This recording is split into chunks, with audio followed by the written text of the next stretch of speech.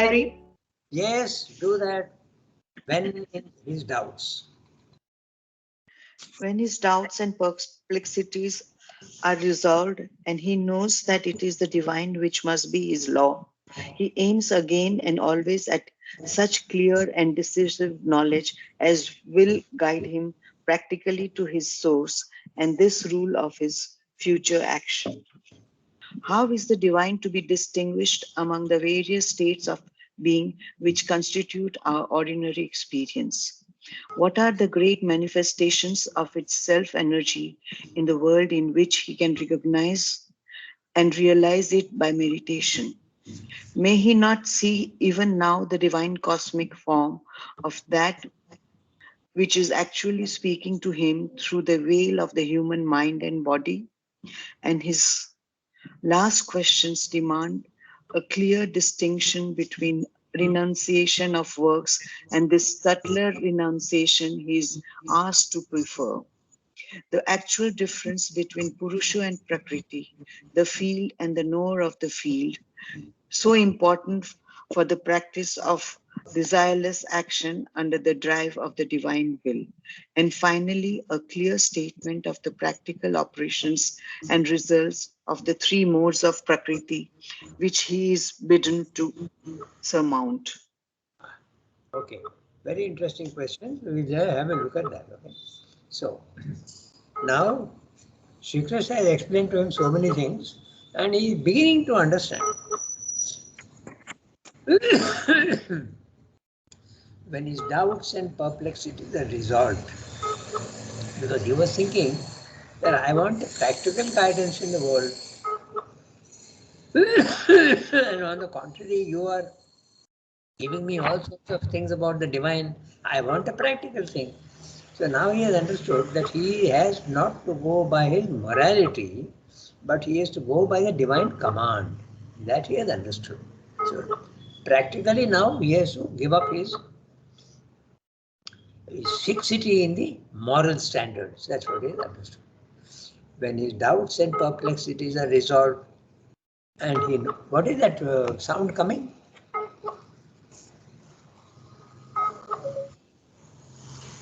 I don't know. One second. I think I know what it is. Yeah, maybe your phone. Yes, exactly. I am. Okay, so I think now it has stopped. No? Yeah. Because it is on hold. So when two things are there, they clash. So again, Surendra is saying, using the word practically. See that full importance of practically. I was thinking that I will be able to guide myself, but now I realize that I should not guide myself, I have to be guided. That is understood. Yeah. And there are two renunciations which he describes. Okay, that we'll discuss just now. How is the divine to be distinguished among the various states of being which constitute our ordinary experience? It's very good to say that the divine has to guide you. But how to know what the divine is?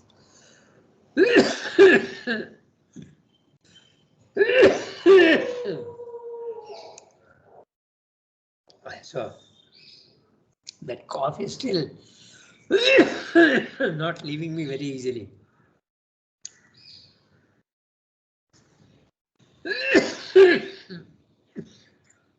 I think you need hot water beside you, Rangada. Something you need, Rangada. Yeah, hot water, I guess.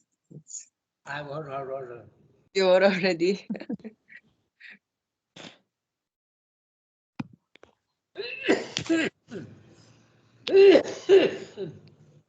Hot water didn't make it better. Water with lemon.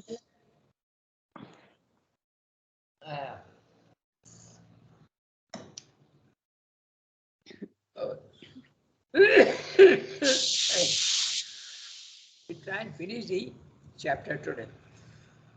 In spite of my coughing, okay? So now he knows that he has to be guided by the divine and not by himself. He asks him a last question. You are asking me to renounce my moral values. Okay. No, sorry. I I have decided to renounce my Kshatriya duties. That's a physical world. In the physical world, I have decided to give up my Kshatriya duties. That is a renunciation that I understood. Now I understand that I have to renounce my fixed ideas in the mind. This is very big difference that the Sri also insists on, and Sri Krishna also says the difference between sannyasa and tyaga. Tyaga is giving up physically. You give up the physical world, or in Arjuna's case, he is giving up his Kshatriya world. He is failing to do his Kshatriya duty. Physical renunciation. But physical renunciation is not necessary. If you give up the attachment to your ideas and your desires in the mind, it doesn't matter what you do in the physical world. That's exactly the thing. Okay. I'll give you a second example. Someone who was went to Raman Maharshi and told him, "Sir, you know, in Sriramlu is eating meat." He is non-vegetarian food.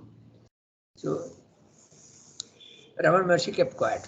And when that fellow went away, Raman Maharshi said, "What a fool!"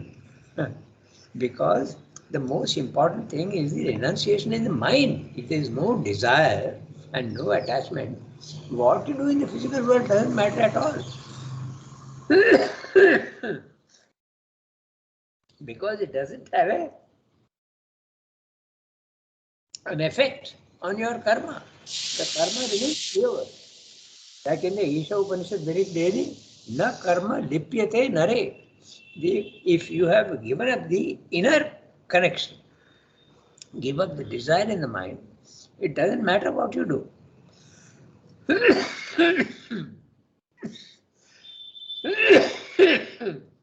The real renunciation is the giving up of desire and attachment to ideas.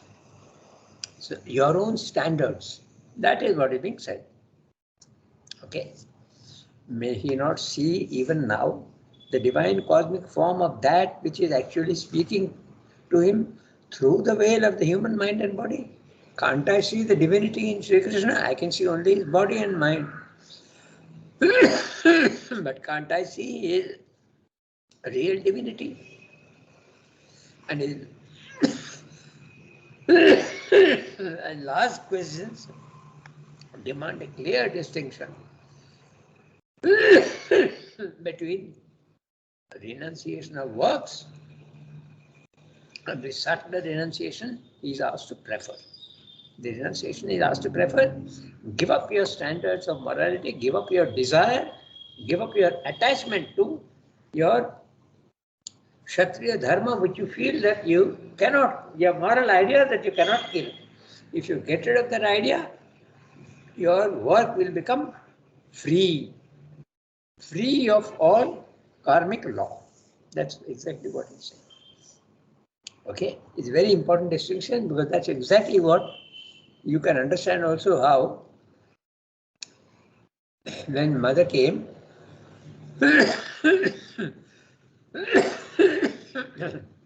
Srendra was still, not that he ever enjoyed it, but he was still having non-veg food.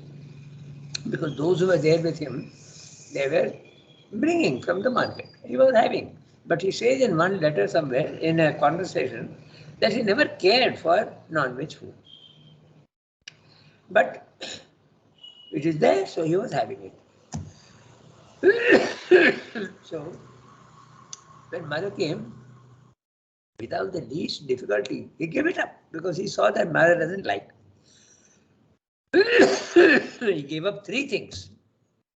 Okay, without the slightest hesitation or problem.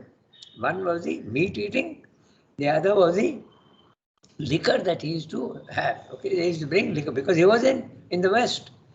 And in the West, it is normal. Instead of drinking water, you drink to keep yourself warm in that cold weather. It's very natural. So he gave that up, and he also gave up smoking. Because he felt that mother never asked him to. But he could see that mother is not in favor of it. So he gave it up. That is the gist of this para. Sri Krishna is telling Arjuna, give up your ideas, give up your attachment to your own ideas and your own standards. Sarva dharman paritijya mamekam sharanam raja. Depend on me alone. I will do whatever has to be done. So that's exactly the. Then he is making a distinction between Purusha and Prakriti, the field and the knower of the field. This Purusha and Prakriti also, you must have a clear idea. And because it is sometimes quite confusing as to what exactly is it, Purusha and what is that. It's a brief discussion on this Purusha and Prakriti, and then we'll go on to the next paragraph. Purusha is the essential being. Prakriti is a nature. Okay. So, suppose we speak of the sun. Okay. The sun is the Purusha. Prakriti is its power to give light and heat. It's not the same thing. And yet they are same. Okay. There can be no heat and without the sun. There can be no sun without the heat. Now suppose we take a flower. Okay. A flower is the Purusha. What is the Prakriti? Its color, its fragrance, its form. Okay. So that is Prakriti. The essence and the nature of the thing. So in human beings, your soul, your self is the Purusha. Prakriti is your nature, outer nature. And what is your outer nature? The construction of nature of your body, mind and life. That's your Prakriti. Okay. But if you trace it back to the absolute super, the Satchidananda, Purusha becomes consciousness, Chit. And Prakriti becomes Shakti. It's the power. So this is the, you have to understand at three levels, it takes slightly different shades. Okay. So,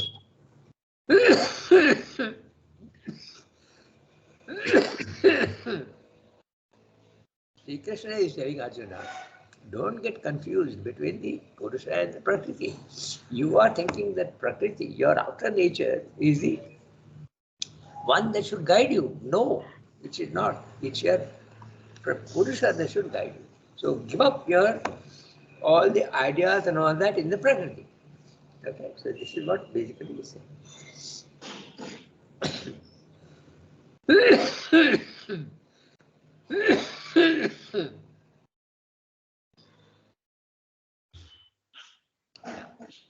So, and the Prakriti has the three gunas. Okay, Prakriti has the three gunas of Sattva, Rajas, Tamas. And what are Sattva, Rajas, Tamas? They belong to the manifested nature of the divine. The manifested nature of the divine is matter, life, and mind. Matter corresponds to tamas, darkness, stability. No energy, no movement. Life corresponds to your vital, the energy part. Okay. And sattva corresponds to the mind. Corresponds only. The mind can be sattvic, it can be rajasic, it can be also tamasic. These are abstract qualities. Okay. There is also something which I will be mentioning in the Swabhava and Swadharma. In the Swabhava, there is no Sattva, Rajas, Tamas. There isn't. Okay. The Sattva, Rajas, Tamas belongs only to the field of the practical work. That is what is being said here.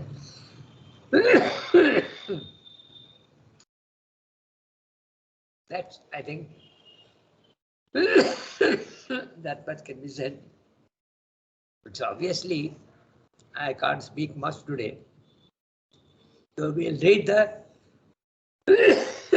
next para and see whether it's clear. Okay? Then Shall I read? Yes, please read and I'll summarize it for you. And we'll stop here today. To such a discipline, the teacher of the Gita gives his divine teaching. He seizes him at a moment of his psychological development by egoistic action when all the mental, moral, emotional values of the ordinary, egoistic, and social life of man have collapsed in a sudden bankruptcy, and he has to lift him up out of his lower life into a higher consciousness, out of the ignorant attachment to action into that which transcends, yet organizes and orders action. R of ego into self, out of life in mind, vitality, and body into that higher nature beyond mind, which is the status of the divine. He has at the same time to give him that for which he asks and for which he is inspired to seek by the guidance within him. A new law of life and action, high above the insufficient rule of the ordinary human exercise, with its endless conflicts and opposition, perplexities and illusory certainties. A higher law by which the soul shall be free from this bondage of works and yet powerful to act and conquer in the vast liberty of its divine being. For the action must be performed. The world must fulfill its cycles, and the soul of the human being must not turn back in ignorance from the work it is here to do. The whole course of the teaching of the Gita is determined and directed, even in its widest wheelings, towards the fulfillment of three objects. Of these three objects. That is the summary of the para. So, what are the three objects? Number one, action.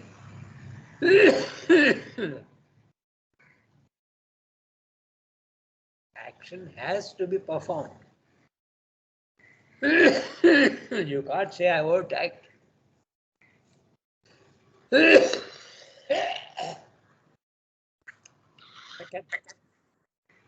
Rangada, we should stop today. We will summarize it next time and start the next chapter, Rangada. Yeah, no, I'm just doing the summary of the three objectives, okay? And then we'll stop. Yes, I agree. First, action cannot be renounced, like the ascetic is doing. You have to continue action in the world. The world must fulfill its cycles. Whatever is intended in the evolution of the world, it has to do. Third, the soul of man must escape ignorance and complete his work in the world. This is the gist of what the Gita is saying. I'm repeating. Action cannot be disposed of. You have to continue to act in the physical world. Number two, The world has an evolution and that must fulfill its cycles. And man's action is a part of that evolution. It has to continue. The ascetic is wrong when he says, I won't act in the world. And Arjuna is wrong when he says, I won't do my allotted work. This soul of the third one, the soul of man, must escape from ignorance and complete his work in the world so that he participates in the divine. These are the three things that the Gita is saying. Don't give up action in the physical world because the world has got a purpose and it has to fulfill what it has to do. And man can help by realizing his soul, getting rid of his identification with body, mind, life, and realizing his soul and working from a higher level of consciousness. This is the gist of what he's saying. And now the next chapter is the core of the teaching. I hope by next week my cough will be gone. Why don't you keep on sucking a lozenge like Wings or something like that? I'm going to, That will make you salivate and leave us with dry cough. that's exactly what I thought of and I will do. I have to get it and I'll do that. Okay. Merci everybody. Merci, Au revoir, Bhagwan. Rangada. Merci. Bonne journée.